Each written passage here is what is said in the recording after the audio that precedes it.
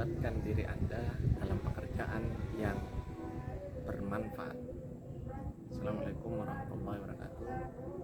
Masih dalam buku Latazan karya Dr. Aital Korni, subjudul libatkan diri Anda dalam pekerjaan yang bermanfaat.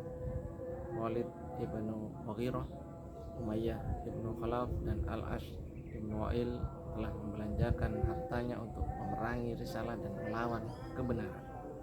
Mereka akan menafkahkan harta itu, kemudian menjadi sesalan bagi mereka dan mereka akan dikalahkan. Quran Surat Al-Anfal ayat 36. Namun kebanyakan kaum muslimin justru kikir dengan harta mereka, sehingga tidak terbangun menara keutamaan dan tubuh keimanan. Dan barang siapa yang kikir, maka sungguhnya dia kikir terhadap dirinya sendiri. Quran Surat Muhammad ayat 38. Demikianlah gambaran tekad kuat para durjana dan kelemahan orang-orang yang bisa dipercaya.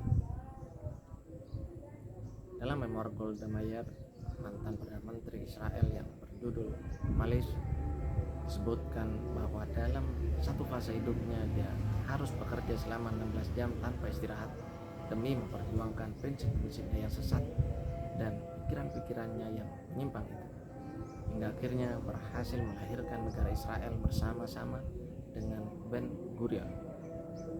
Saya sendiri sering menyaksikan generasi kaum muslimin sama sekali tidak pernah berbuat meski hanya 1 jam saja.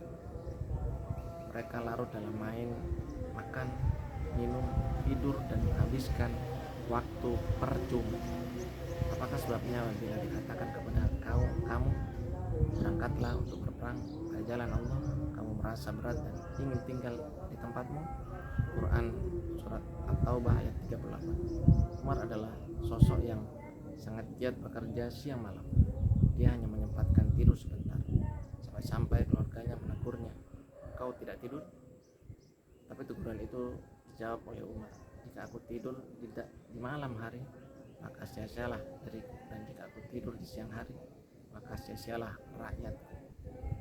Dalam memoir seorang tiran, Moses Dayan, yang berjudul The Sword and Rule, dituliskan bahwa dia harus terbang dari satu negara ke negara yang lain, dari kota satu ke kota yang lain, siang dan malam, terang-terangan dan sembunyi-sembunyi, harus menghadiri berbagai pertemuan, mengadakan konferensi, mengatur kesepakatan dan perjanjian, dan tak lupa menulis dalam catatannya. Sayang sekali memang orang seperti dia justru bisa menunjukkan keuletan seperti ini. Sebaliknya, kebanyakan kaum muslimin justru menunjukkan kemalasannya. Inilah gambaran nyata tentang tekad orang durjana dan kelemahan orang yang bisa dipercaya. Umar ibn Khattab telah menyatakan perang terhadap semua bentuk pengangguran, kemalasan, dan ketidakgiatan. Bahkan Umar pernah menarik keluar para pemuda yang diam di dalam masjid dan tidak melakukan apa-apa. Umar memukuli mereka dan berkata, "Keluar kalian, cari rezeki. Langit tidak akan menurunkan emas dan perak." Kemalasan dan ketidakgiatan hanya akan melahirkan pikiran-pikiran yang negatif, kesengsaraan, penyakit kejiwaan, kerapuhan, jaringan saraf, keresahan, dan kegundahan. Sedangkan kerja dan semangat akan mendatangkan kegembiraan, sukacita, dan kebahagiaan. Segala kecemasan, keresahan, kegundahan, saraf dan jiwa, serta penyakit-penyakit intelektual akan berakhir bila masing-masing kita menjalankan peranannya dalam hidup ini, sehingga semua lapangan kerja menjadi ramai, pabrik menjadi produktif, tempat kerja akan sibuk, lembaga-lembaga sosial dan dakwah dibuka kembali, serta pusat-pusat kegiatan budaya dan ilmiah marak di mana-mana. Firman Allah, "Katakanlah, bekerjalah kamu sekalian, menyebarlah di permukaan bumi, bersegeralah, cepat-cepatlah."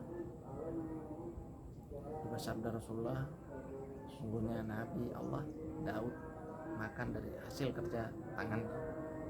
Al-Rasyid pernah menulis buku yang berjudul Sinaatul Hayat, Merancang Kehidupan.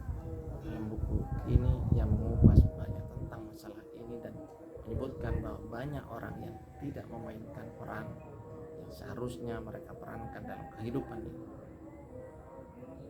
mereka hidup seperti orang yang sudah mati. Mereka tidak menangkap apa rahasia di balik kehidupan mereka. Mereka tidak melakukan yang terbaik untuk masa depan umat maupun diri mereka sendiri. Mereka rela berada bersama orang-orang yang tidak pergi berperang.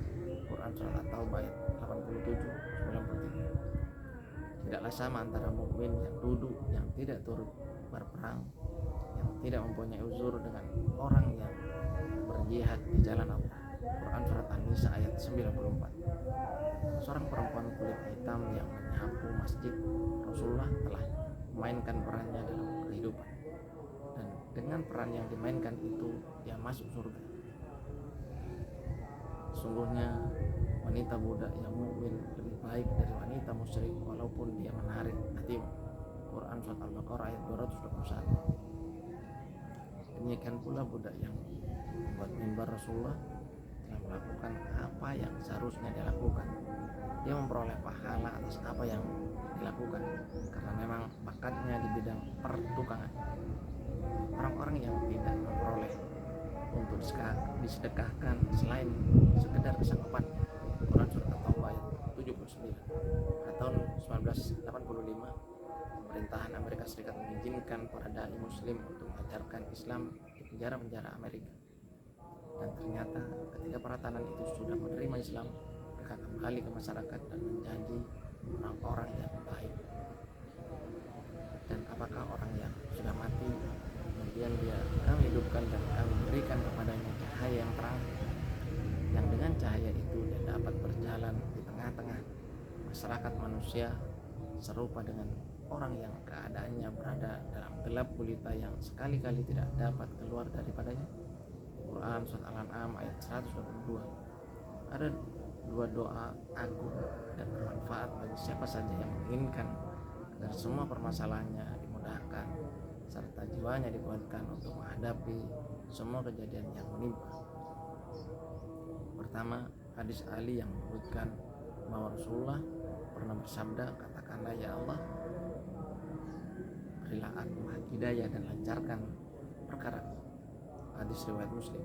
Kedua, hadis Husain ibnu Abid dari Abu Daud. Rasulullah berkata kepada Husain, "Katakanlah ya Allah, berilah saya petunjuk jalan dan jagalah diriku dari kejahatan diriku sendiri." Jika seseorang tidak mendapat pertolongan Allah, maka yang akan mengendalikannya adalah upaya dirinya menggantungkan diri kepada kehidupan dunia, merindukan kehidupan kekal di dunia, lebih mencintai kehidupan dunia, dan keengganan menghadapi kematian akan menyebabkan kesengsaraan, kesesakan di dalam dada, kelemahan, kecemasan, sulit tidur, dan kedunguan. Allah Subhanahu wa taala mencela orang-orang Yahudi yang terlalu menggantungkan diri pada kehidupan dunia. Allah berfirman, "Dan sungguh kamu akan mendapati mereka manusia yang paling loba pada kehidupan dunia, bahkan lebih loba lagi dari orang-orang musyrik. Masing-masing mereka ingin agar diberi umur 10 tahun, padahal umur panjang itu sekali-kali tidak akan menjauhkannya dari siksa. Allah mengetahui apa yang mereka kerjakan." Quran Surat Al-Baqarah ayat 96. Ada beberapa hal yang perlu digarisbawahi dari ayat di atas. Pertama, bentuk kata hayat yang disebutkan dalam bentuk akhirah indefinite dimaksudkan sebagai bentuk kehidupan yang lebih umum, baik kehidupan binatang maupun kehidupan tumbuhan. Kedua, pemilihan kata al-fasanah didasarkan pada kebiasaan orang-orang Yahudi yang bila bertemu dengan orang Yahudi lainnya, maka dia akan mengatakan, "Hiduplah pagi ini hingga 1000 tahun lagi." Allah menyebutkan secara eksplisit bahwa mereka menginginkan umur yang panjang. Namun seandainya mereka benar-benar bisa hidup 1000 tahun lagi, maka kemana akhirnya mereka? Tempat kembali mereka adalah neraka yang menyala-nyala. Dan sesungguhnya siksaan akhirat lebih menghinakan, sedang mereka tidak diberi pertolongan. Quran Surat Fussilat ayat 16. Sungguh indah ungkapan orang Arab, tidak ada keresahan dan Allah akan senantiasa diseru. Maksudnya di sana ada Rob di langit yang selalu diseru dengan doa-doa yang dan dimintakan kebaikan. Tetapi mengapa Anda harus bersedih di muka bumi? Bila Anda telah menyerahkan keresahan kepada Rohmu, maka Dia pasti akan menghilangkannya. Atau siapakah yang memperkenankan doa orang yang dalam kesulitan apabila ia berdoa kepadanya dan yang menghilangkan kesusahan? Quran surat An-Naml ayat 62. Dan apabila hamba-Hambaku bertanya kepadamu tentang aku, maka jawablah bahwasanya aku adalah dekat. Aku mengabulkan permohonan orang yang berdoa apabila ia memohon kepada aku. Quran surat Al-Baqarah ayat 186. Bagi yang sabar ada jaminan hajatnya dikabulkan, dan bagi yang rajin mengetuk pintu akan